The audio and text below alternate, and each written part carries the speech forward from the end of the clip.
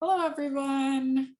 Welcome to Using Make Music to Support State and National Standards. Before we get started, I have just a couple of housekeeping notes for you. We invite you to check out the downloadable Publisher's Choice lists linked on the event homepage.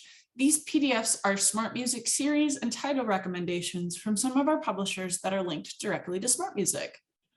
All live sessions today will be recorded and will be available on Whova within the next week. They will be available exclusively to you until the end of July.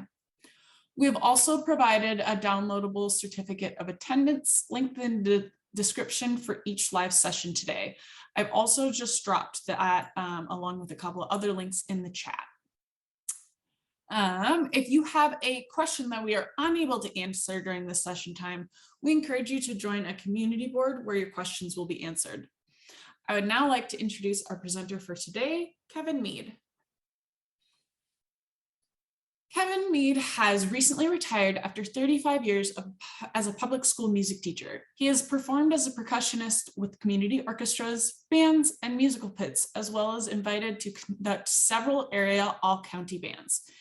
He has been named a certified MakeMusic clinician and trainer for over 17 years.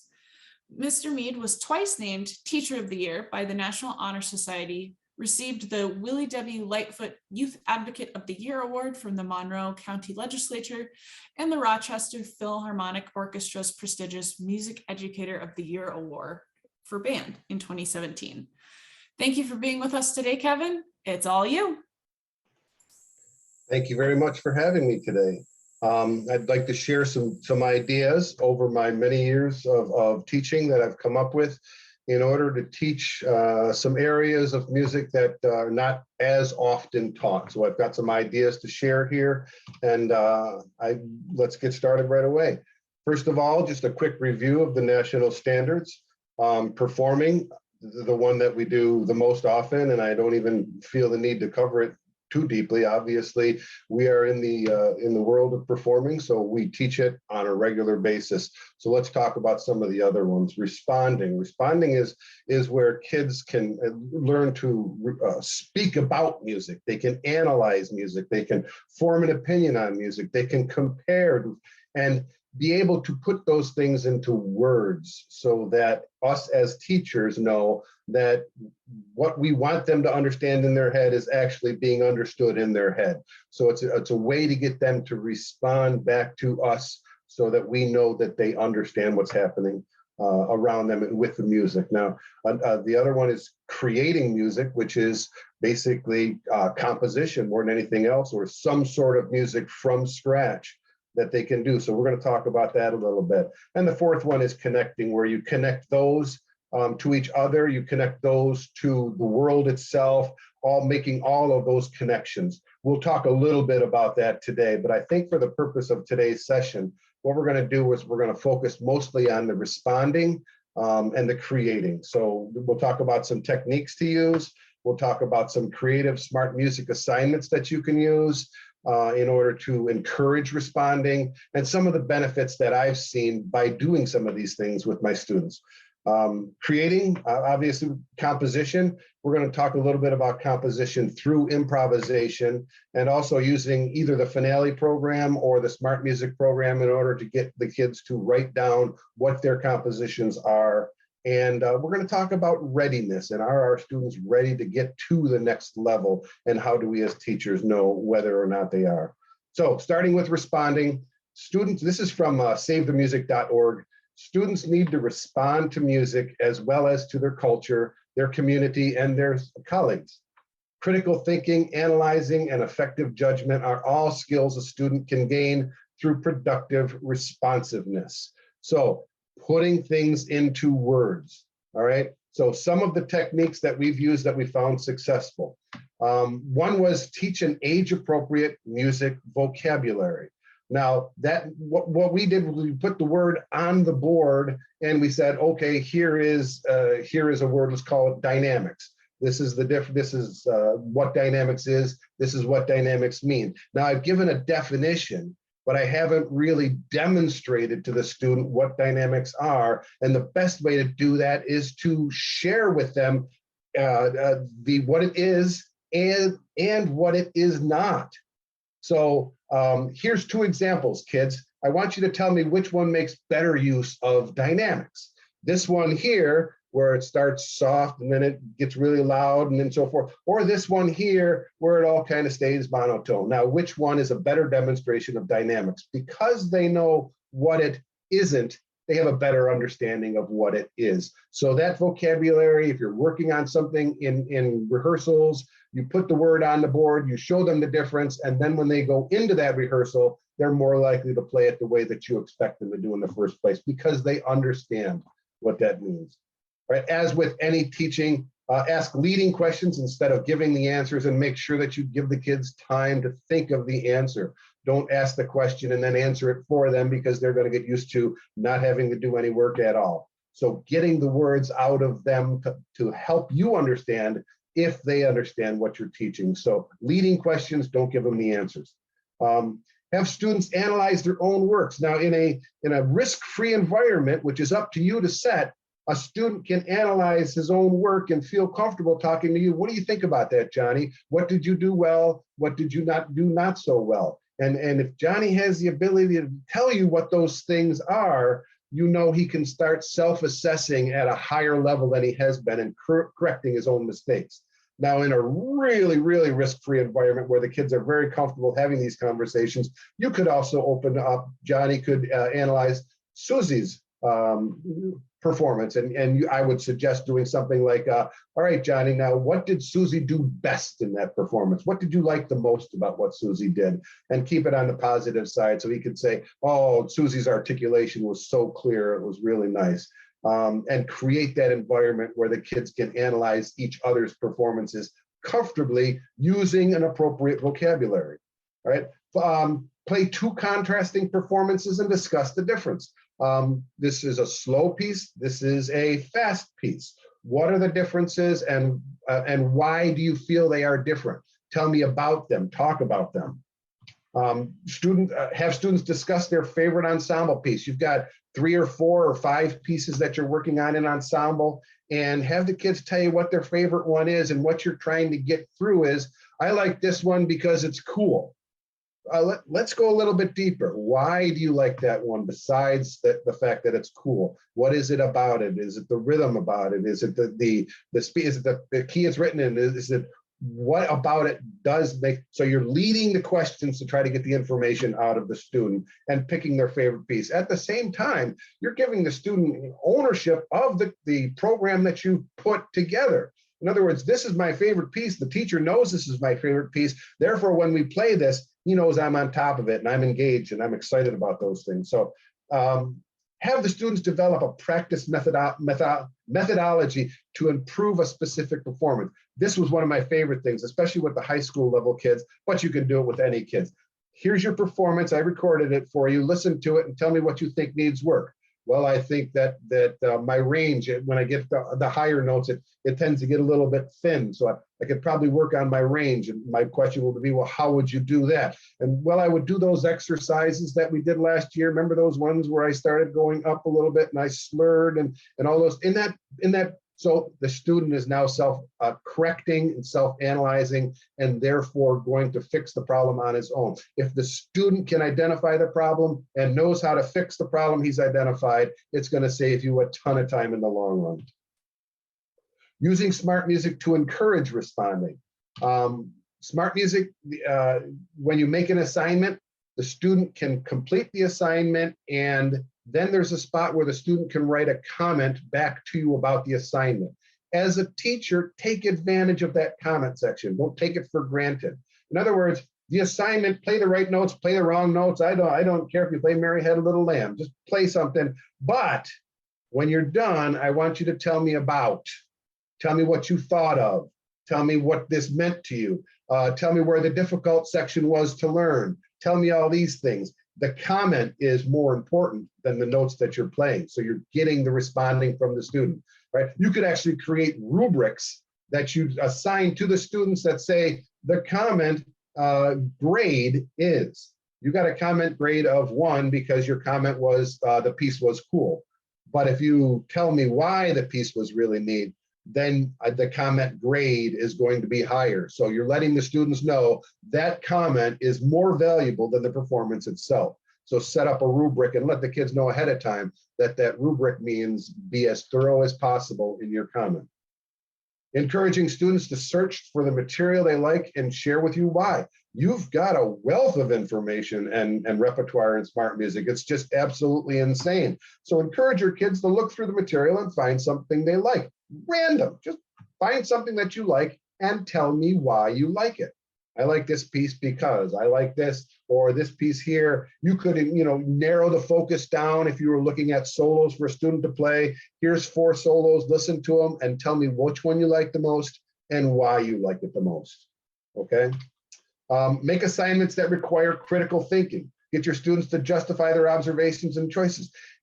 Here's a piece that has no bowing on it. I would like you to try a variety of bowings with your violin and tell me which one worked best for you and why. All right. The fact that they played the right notes, yeah, that's kind of cool. But what's the important part of that lesson? It's what the student writes in those comments. Or there's no breath marks here. Put the breath marks where you think they're appropriate and let me know why you thought that was the right choice. Use vocabulary in the instructions to lead the student to a unique performance and then have them respond. Play this piece with absolutely no articulation whatsoever. Ignore what's on the page and then play it with the articulation. And then in the comments, tell me what the difference was and why you felt it was different. Compare 2 melody assignments with different accompaniments. If you search a song, Twinkle, Twinkle, Little Star, in SmartMusic, it'll give you all the examples from all the method books. And each one of those has a different accompaniment. So you tell your kids, find 3 versions of Twinkle, Twinkle, Little Star and listen to the accompaniment and tell me which accompaniment you liked the most and tell me why you liked it. Get them to start thinking about those things. Some additional ideas. Compare solos, differences, similarities, and like I said, you open up a group of solos and you compare them and the student can help pick the solo that he or she wants to play in the upcoming season, taking ownership of the solo. This is my solo, I picked it, therefore I'm going to practice it. I compare large ensemble titles, with the same thing. All right, here's 10 pieces that we're thinking about doing in band. Why don't you pick your favorite one and tell me why? And then I'll look at everybody's, and maybe one of those choices will be one that we pick. We'll pass it out and we'll play it. Once again, ownership, empowerment. The kids are like, woohoo, it's our piece. We picked it because you start the ground running right there because they have selected the piece. Listen to and copy the soloist in this piece. If you have a recording of a soloist playing the same solo that the student picked the part that you want the student to listen to, have them listen to it and have them imitate it. And then in the comment section, what was similar and what was different? And how would you improve in order to get closer to the sound that the soloist made? There's also a couple method books in SmartMusic that have live soloists playing. You can pick one of those and say, what's the trumpet player doing here? Try to sound the same. And afterward, compare the two. Ask students to ignore all the music markings and then comment on the results, kind of the articulation thing that I mentioned earlier. Record a short phrase and attach emotion to it. With the younger kids, it's fabulous. All right, here's a little ditty that I wrote 4 measures long, or let's take happy birthday. Happy birthday. I want you to play happy birthday, and I want you to choose one of these emotions. Sad, angry, frustrated, happy, silly, and play happy birthday in one of those ways, and then write down which way you picked. And when I listen to it, I'm not going to look at what you thought. I'm going to come up with my own, and I'm going to see if I match. In other words, I guess what you tried to do. Just an awesome way to get kids encouraged and engaged in the process. Listen to 2 very different pieces and comment on the differences, and practice 2 different keys of the lo-fi long tones book, which is in SmartMusic. The accompaniments with it are kind of unique, so the kids can improvise over it. They can play the long tones, practice it, but they're different sounding kind of accompaniments than the kids are used to. So play 2 different ones and comment on the accompaniments. Tell me what you think about those accompaniments, right? Just some ideas, and obviously you can go past that. Here's an example. The student turns in the submission. The assignment was pick a piece for jazz band. After listening to all four pieces, I'd like to suggest we work on and perform Embraceable You, arranged by Mike Lewis. Our lead alto, John, has such a beautiful sound, and it would be great to feature him in our group. My other reason is this is a slow ballad that allows our listeners a chance to enjoy how good we sound. That's what's in the student's head. Now I know what's going through the student's head. I personally might respond to this student back and say, that's a great choice. Now tell me, if you were to program a concert, where would you put this song in the concert? Would you put it at the beginning? Would you put it in the middle? Or would you put it in the end? Tell me what your answer is and tell me why. Benefits: the students develop a deeper understanding of the music they're playing. The students learn to self-assess using the appropriate vocabulary terms. You get a better understanding of what's going on in your students' heads, and get your students engaged in their own learning, all right? Increase the interest outside of school requirements. This was a benefit that I did not anticipate. Students started listening to things outside of the requirements that I gave, and started listening to band pieces, and started listening to solos, and started listening to popular music, and analyzing and saying what they would do different, and how they would fix it, whether it sounded good, and why it sounded good. They just took this and went way past what I was requiring them to do. So the benefits are absolutely huge. Let's move on to creating. From Save the Music, once again, it's necessary for young people to develop the skills to plan, execute, evaluate, as well as present their work understandably and effectively. Through the process of creating music, students learn the fundamentals for creating and producing whatever they may imagine. So and this is a true story, folks. My first attempt at getting my kids to compose. At the high school level, I figured I'm going to try to get a composition out of my kids. I'd better give them some guidelines. Guidelines are important. I thought 3 guidelines would give them just enough, but not tie them down to having to do everything with all the rules and all that. I wanted to see what they would come up with. So the 3 guidelines I gave: write a 4-measure melody, start and end on do, and use the proper number of beats per measure. Pretty straightforward. And I got a number of fairly decent melodies. I got a number of kids that didn't understand what many of those things were and messed that up. But I got a couple that were kind of interesting to me because it was my high-level achiever kids. Those kids that want me to know how smart they are. They want everybody in the room to know how smart they are. So what they did is they wrote something that looked like this. And I will let you know, this is a 4-measure melody. And it does start and it does end on do. And you might be doing the math in your head right now, but they do use the proper number of beats per measure. It is correct. I had to give 100 to the grade with the comment of, I forgot one guideline. I forgot step 4, write a good melody. Because obviously this melody has no purpose whatsoever. It's almost impossible to even play.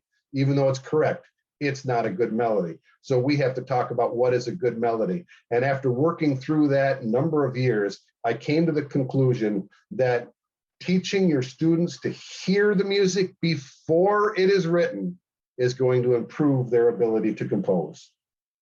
So if they can hear music in their head, then write down what they hear in their head, what they write down is going to make more sense than writing it down and then playing it, right? So this brings up a whole bunch of philosophical concepts, and I know there's a wide variety of philosophies out there. I am not an expert in any one of them. I am slightly trained through graduate courses and working with a teacher who was an expert in one of the areas, but we're not going to discuss why or what. We're just going to see how I did this, and then you're going to apply how you would take some of this information to get better compositions out of your kids.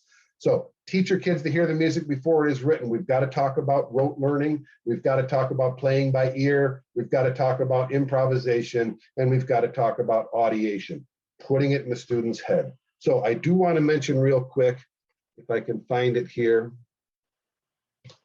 a lot of this presentation I'm about to give comes from a blog that my partner and my colleague and I wrote a couple years ago. And I do think that the URL for the blog is here, but if something I say is interesting, you want to look farther into it, a lot of this goes here, but I do have some links on the bottom with how you could get additional resources for basically just for what I'm about to say. So this blog here, you might want to read through it, but that's kind of on the line of what I'm presenting.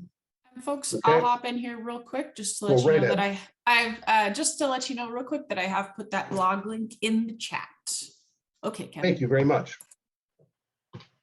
All right, so here's some ideas that may help produce better results. Start with rhythm-only examples. And with the very first beginning, let's just take the melody out and let's just start with rhythm only. Call and response rhythms. One measure, no notation. I'm in a room with 4 kids, and I say 1, 2, and 3, 4. And then I expect the kids to respond back 1, 2, and 3, 4. Or I use whatever counting system. Do, they, do. Do, they, do. Notice what I'm doing is I'm giving a chance for the kids to process. Do, they, do. Do, they, do. Together, then we can do one person at a time, all right? And I could use ta, ti, ta, whatever process that you use. The next step would be to have the students change the response. Do, they, do. Make a different one now. Do they do, they do. Very good.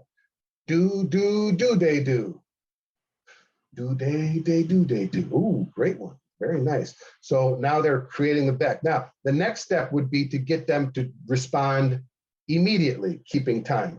Do they do. Do they do, they do. Do they do, they do. Do they do, they do. Okay? So that's the next step. After that, we're going to have the student create their own rhythm. You make up the rhythm and I'll respond, all right? The student creates a rhythm, I respond, so forth. Eventually what I'm getting to is each student creates their own. Let's see, all right, ready? Do they do. Do they do, they. Do they do, they do. All right, you go through a whole bunch of those and you get to one and you say, oh, that was so cool. Did you guys hear that? That was awesome. Let's try it again. Same one. See if you can do the same one. Do they do. Do they do, they do. Do they do. Oh, I love that one. That is so neat. Let's memorize it. Let's keep doing that one, right? That 4 measures. We got to come back to this next week because time's almost up. How about if we, how could we remember this? What's some way that we could remember what we just did so we can do more with it? Well, you could use Finale or Compose and you could write it out with your kids. So you use that and you write out that melody and that melody becomes the kid's melody, all right? So let's go over here. Let's see, I'm using Compose and SmartMusic for this purpose. Here's our melody. This is Susie, John, Ben, and Isaac's melody. Everybody ready to hear Susie, John, Ben, and Isaac's, rhythm. We could make this a melody though, couldn't we? We have to walk a little bit away from, because we're not quite ready in terms of melody. We're going to come up with a random melody by doing this process here. I'm going to select quarter note. I'm going to select the first, and I'm going to say, all right, I go first. You're allowed to take a note above or below 1 step or 2 steps, no more, all right? I'm going to do the first one, and I'm going to choose A. I want to leave it right where it is. Now, Johnny, what do you want to do? I think I want to go up 1. All right, what would that be? That would be a B. Good, there's a B. What would Susan? You know what? I want to go up 1 more. Let's do a C. All right, and let's have Ben. Ben, I want to go back down, or I want to go down 2. How's that? Good job, Ben. I like the way you think. Now we're going to go up and so forth. All right. So I got a B and then an A and then we go all the way through. And then once we do, we can play the melody. Maybe I should do that and play the melody when I'm done here. Let's go bum, bum, bum, B, C, B, A, G, A. And then we can play what it sounds like. Now here's your melody. Whoops, forgot to go back to the beginning.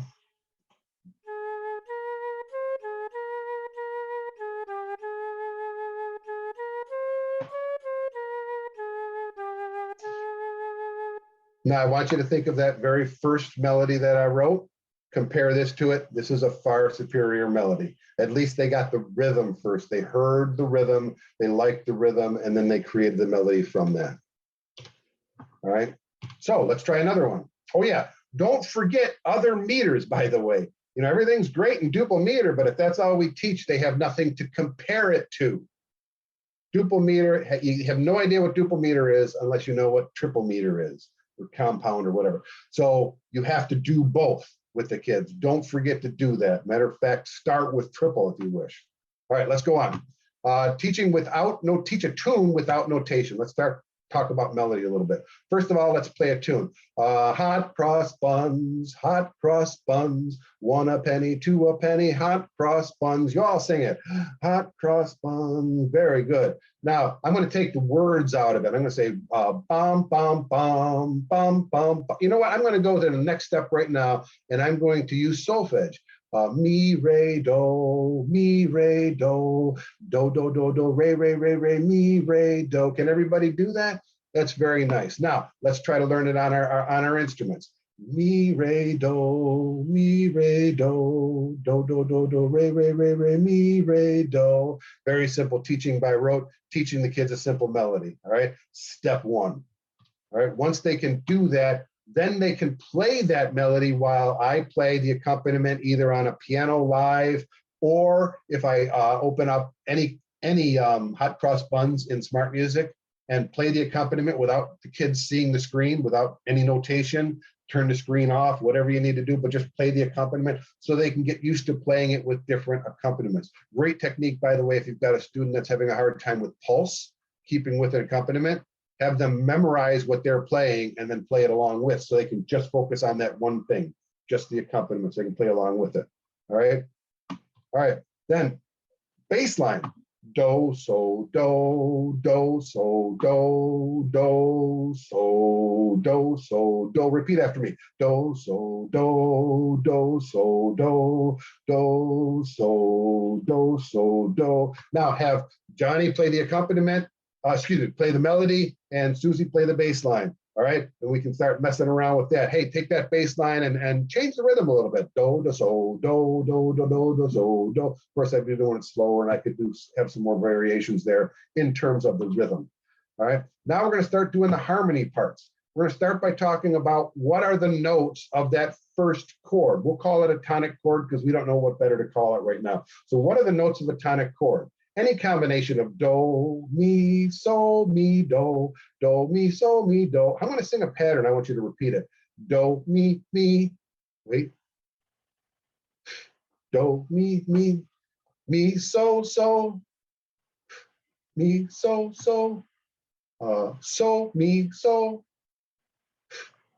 mi, so, right? And then when the kids can do that, then when, you know, there's another chord in there, and it's called a dominant chord. Who cares what it's called? But that's any combination of so, fa, re, or ti. So, fa, so, fa, so, fa, re. So, fa, re, ti, re, ti. Ti, re, ti. So, fa, re, ti. So, fa, re, ti. Everybody sing do. Do. We found the resting tone. Step one of improvisation. All right, we have found it. It's there. Now, I can take this song that I wrote in the bass line, Hot Cross Buns, and I know the chord progression, and I can teach the kids a chord progression without showing anything on the screen, without telling them anything at all. I'm going to have one kid sing do, so, do, do, so, do. I'm going to have the next kid go do, ti, do, ti, do. Do, ti, do, ti, do. The third kid do mi, fa, mi, fa, mi, fa, mi. And the fourth kid do so. Now we're taking that chord progression and we're making it linear by only making a small one-step change, okay? So with that, we put it all together. We play the harmony parts, we play the bass line parts, and we do the rhythm. I give them a rhythm to do it with. They improvise a rhythm to do them with. And then finally, we get to the point where they can start improvising their own melody because this song is so ingrained in their head that they can make the changes, knowing those notes of those keys. This is repetitive, and they can create their own melody from them, right? Change the key, change the tonality, so that the kids get used, you know, it's not always just D, C, B flat, whatever key it is, to start working on minor. Great time to start working on minor, all righty? using whatever technique that you would do that. Now, here's a side note, and this is what that article was about. Find a chord progression in your band music that matches one of the band pieces. So you've got a band piece that has tonic and dominant patterns, something like hot cross buns. Now the kids can go to that band piece and they can hear that chord progression as they play. So let's see, they're going to play in tune.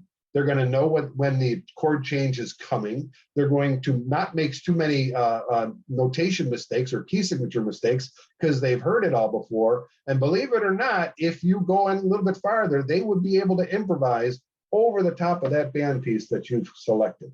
So what a great way to get kids to learn beyond playing the right note at the right time and to get them engaged in the process. Now, I share this simply as this is what I just went through, and be, you know, if it's something that you want to have, there's the screen, but I would never show this to my kids. This is just something that's in my head as we're doing the whole process. So that being aside, I just wanted to show that. Let's create an assignment to help the kids learn, to help give the kids an opportunity to practice. So what I'm going to do is I'm going to write out the melody. Let's do hot cross buns. I'm going to copy and paste the melody 3 times. Then I'm going to remove the notes on the second time.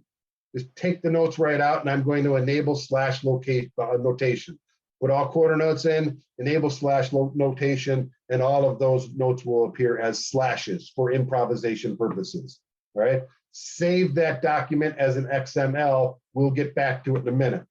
But for now, I'm going to assign the piece to my students so that they have the opportunity to improvise and to practice improvisation with an accompaniment, with the melody starting, the improvisation, and then the melody finishing to keep that in their heads. All right.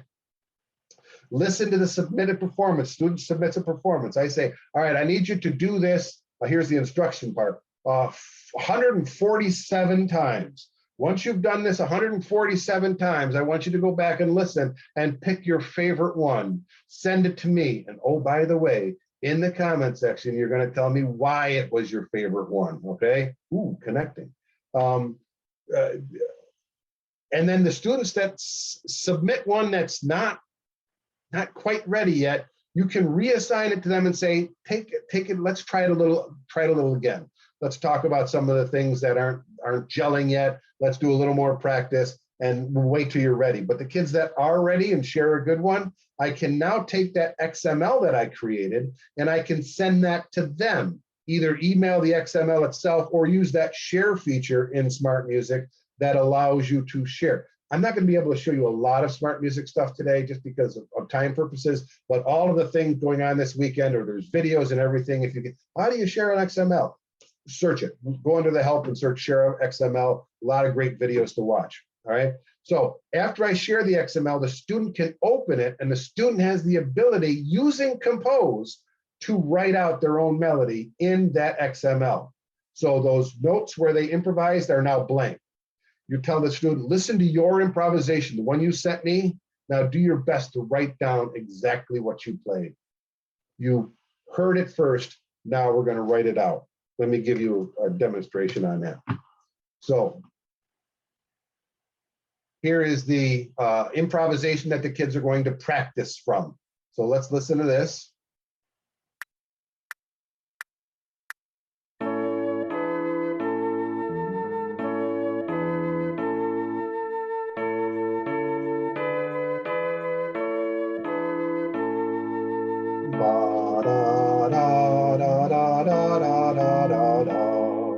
Ya da da da, ya da da da da.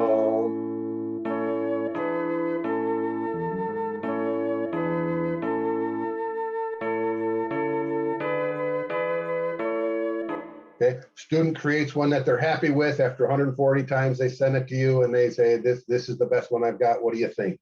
So they send it back. So that gives a student lots of chances to practice. Once they send one you're happy with, you're going to send them the XML that created it. This is the actual XML, except I took out the / notation and left empty measures there. Why did I do that?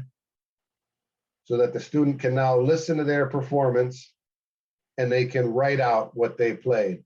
Let's see, I think I did a there, and then a there, and then a there. And we're just going to save time by pasting what I actually did. Okay, student writes it out. Now they can look at it just in the flute view over here. Here's what my improvisation sounds like. Let's just start right here.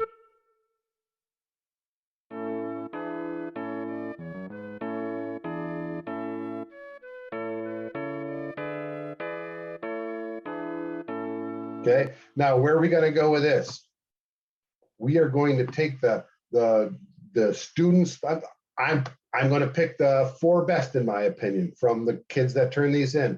And I'm going to take their names off it, and I'm going to play it for everybody. And I'm going to say, here's the best options. Listen to them. Tell me which one you vote for, which one is the best, and the winner gets lollipop. All right. So now we're using, once again, connecting in order to, here's the improvisation, here's the creation, which one do you like best, and why you like it the best.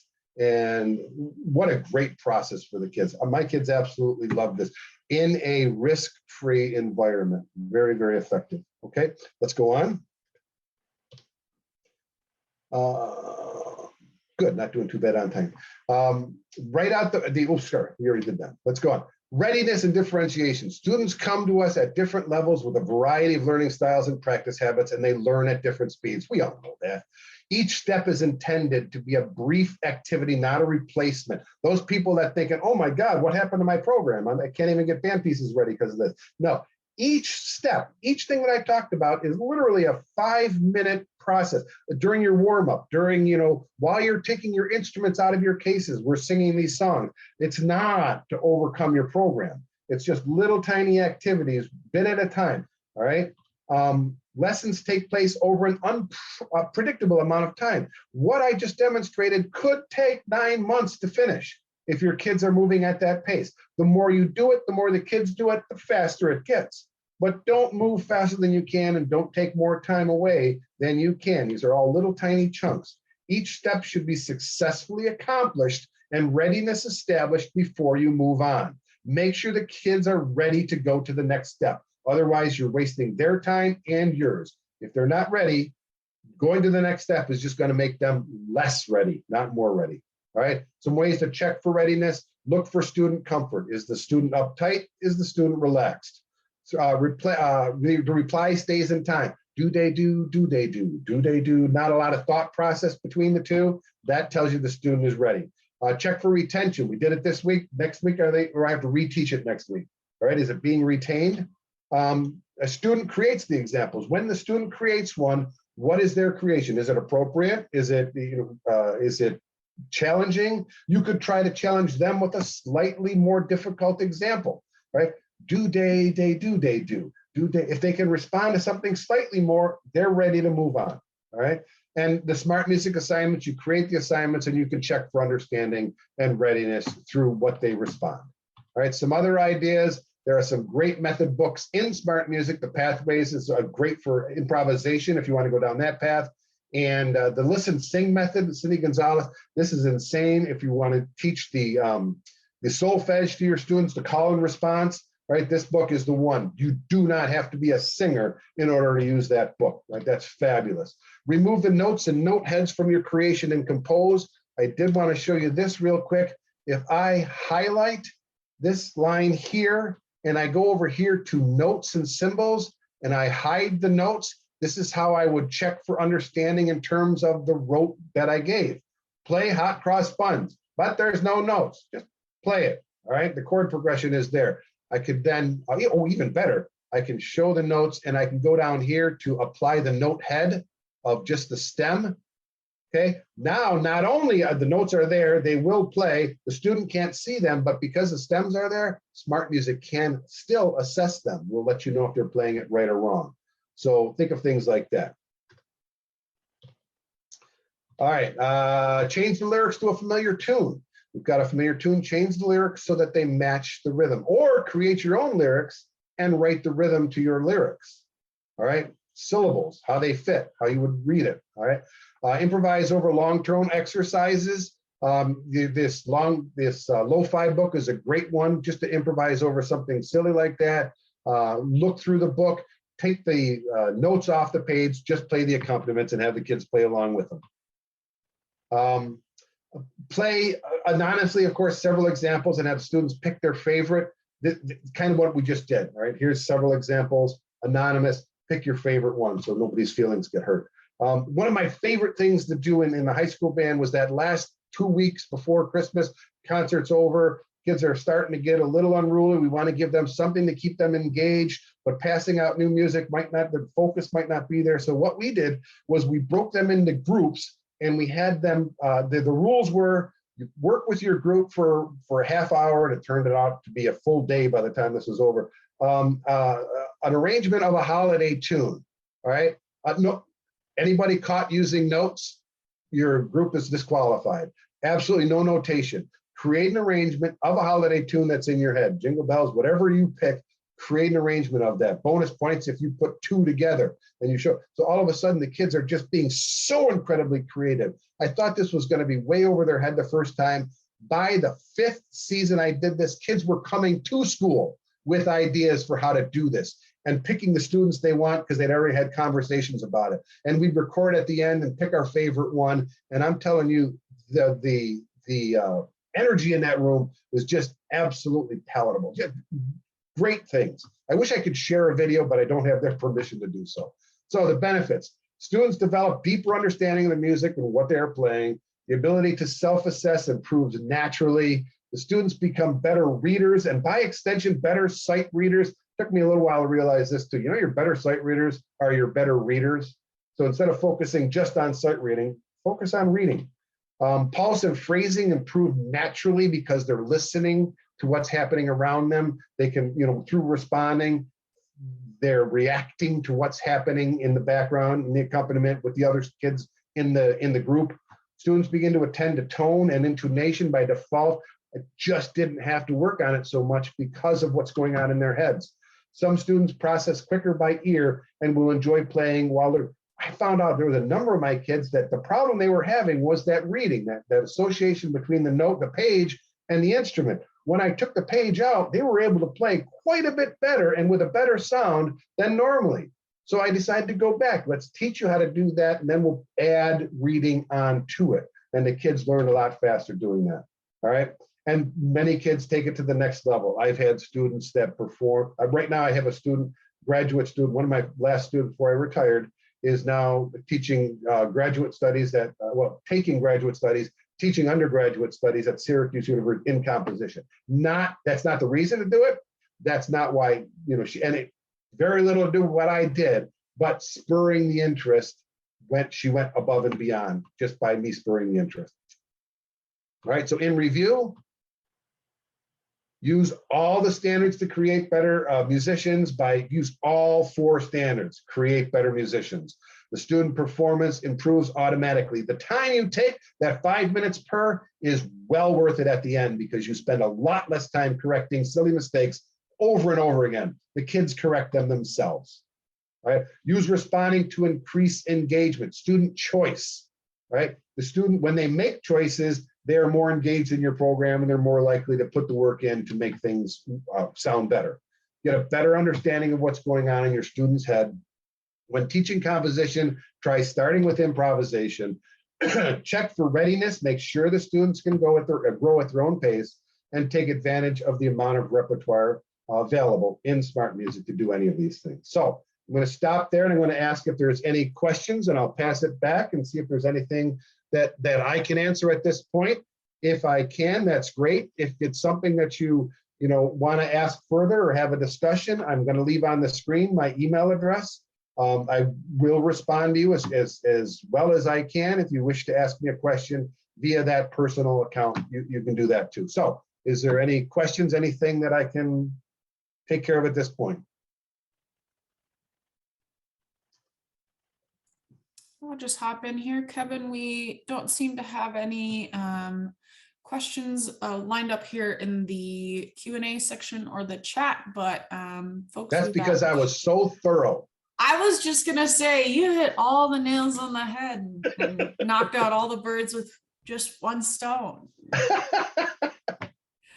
All right. Will this be available later for review? Great question, Ryan. The sessions are going to be available for watching back throughout July here on the Whova platform. So you can certainly come back and watch them. I believe, Kevin, yeah, your slide deck, if you scroll down below the video window, you can click on it. It says support standard slide deck, download, and you can grab Kevin's slides from today. All right.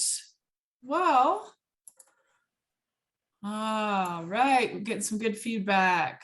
Good. Well, I will read my closing spiel here.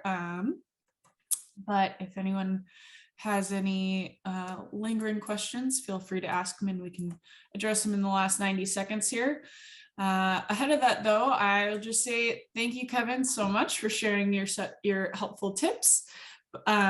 Here's just a couple of reminders. I've just added the certificate of attendance link back into the chat, as well as a couple others. We have created a short survey for this session, so please click the rate session button that's just below the video window here to take just 2 minutes to let us know how we did. We do have a few minutes now before our next sessions begin, so this is a great time to pop over to the community room and meet some of the other Connect attendees. And that'll be it. Thanks for coming, folks. Thank you to Kevin once again, and we'll see you in the next session. Thanks. Have a great Bye-bye. day.